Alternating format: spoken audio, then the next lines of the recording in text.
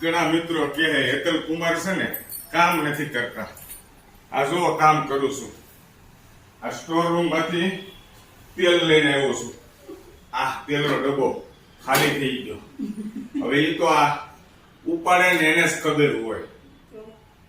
આ હાથ દુખે છે, પાછું કામ વધે ને એટલા માટે મેં કીધું લઈ લઉં છું. હાથ કીધો કે ક્યાં છો?